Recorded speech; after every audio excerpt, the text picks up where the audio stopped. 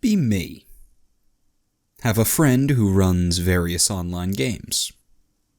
Suggests I join his newest one, a Big Eyes, Small Mouth game. Tells me it's grimdark. Apocalyptic demons and monsters and shit running around the ruins of civilization. SMT, basically. Tells me to plan accordingly in character creation. Create a demonologist. Studies ancient script to wield demonic powers against humanity's enemies. Join the game. Modern-day Tokyo. The other characters are magical girls. Realize my friend is a filthy liar. Refuse to acknowledge anything is wrong. Won't give him the satisfaction. The game continues.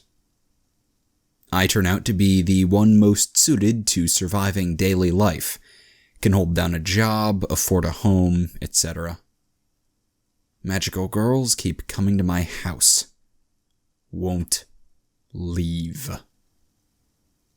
Other players think my stern, research-minded demonologist is hilarious.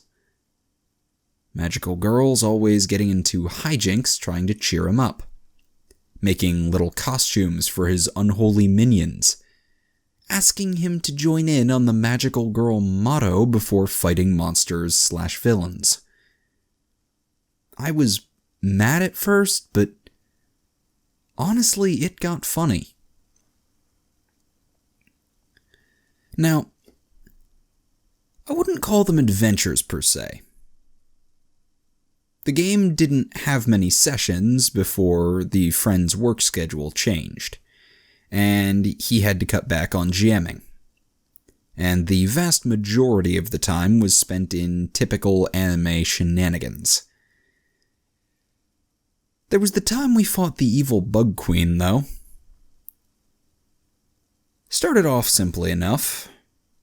The girl's magical plot device reported a swarm of insects attacking the populace, carrying off people and large amounts of valuables.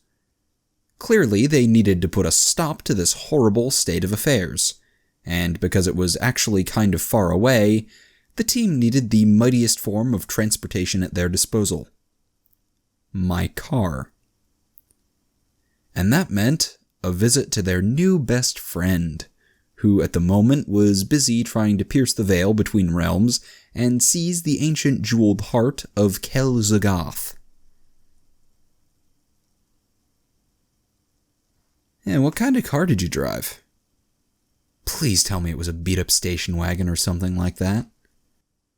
As a matter of fact, it was a Pinto cruising wagon found by Googling ugly-ass cars, sustained by a steady stream of replacement parts and unholy magic. They came in through a window, as they so often did. The cat girl had gotten stuck in the chimney last time I'd locked them, and the time and effort spent dislodging a yowling abhuman far exceeded the trouble of leaving the girls an easy entrance. They spilled over a sacrificial goblet of blood harvested from a mutant hellhound, disrupting a 3-day ritual and forcing me to close the rift as quickly as possible to avoid getting my soul stolen. A brief struggle with unholy energies later, they informed me they needed a ride. Typical. I helped. If I was going to interrupt my research to chauffeur them around, I might as well field test my own unnatural powers. Once they'd settled the argument of who got to sit in the front seat this time, we headed off in the direction of the massive black cloud of bugs on the horizon. When we got close, they bolted out, swiftly moving to protect the populace and try to beat back the insect menace. I found an available space away from stampeding civvies and made my way to the fight, summoning a pair of encounter-appropriate mooks as I went. With the girls focusing on saving lives, I could focus on directing my magic.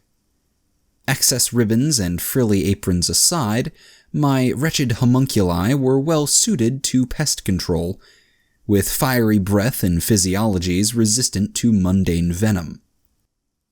Step by step, block by block, we were stemming the chitinous tide, advancing towards what we assumed was the center of the problem. We soon reached what appeared to be a massive hive, squatting in the center of a public park with bugs of all flavors streaming in and out. We could see a few unconscious people being crowd-surfed in by the vermin, along with bags of cash, jewelry cases, and just about anything else with high value. I sent my vile servants forward, only for a pair of them to stop short the minute their misshapen feet touched the grass. A literal honey trap.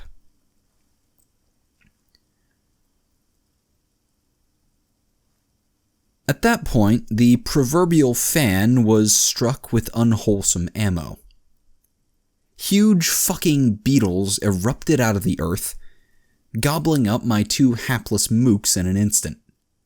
Combat began, and we were soon hitting the big bastards with everything we had, doing our damnedest to punch through their armor while avoiding those giant crushing mandibles.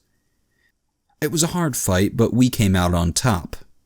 But we'd all seen enough cartoons to know the boss was yet to show.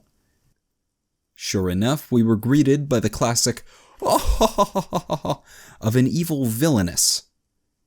The hive erupted in a fountain of bugs, and from them sprang a mishmash of woman and insect. She commended us on making it as far as we had. Few humanoids could handle even the smallest of swarms, but we were quite deluded if we believed we could oppose her. We should simply surrender ourselves. She might feel a twinge of mercy, etc., etc. You know, usual villain stuff. One of the girls retorted that we'd never surrender to an evil villain, that she was doing something very wrong by kidnapping people and stealing stuff. The villainess laughed, purring that it was only natural that a beautiful queen like her have a full treasury and a household full of servants to tend to her lovely self. I asked whether she really needed human slaves if she apparently wielded total control over both normal and supersized bugs, but I'm not even sure she heard me over the banter. The conversation ran its usual course, culminating in the Insect Queen's decision to destroy all of us. The superpower pleasantries out of the way, it was time for the team fight, which meant it was time for the team motto. Catgirl. Love. Angel. Dreams. Shrine Maiden. Miracles. Witch. The wishes of earth will shine like the stars. Pretty soldier. And starlight will chase away evil. All together. So we fight for Earth and its people. We are... Pose centered around my character. Me. I will have no part of this.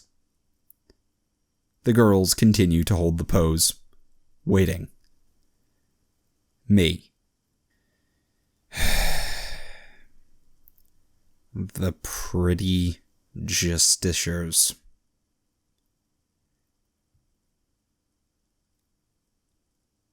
Thus, battle was joined.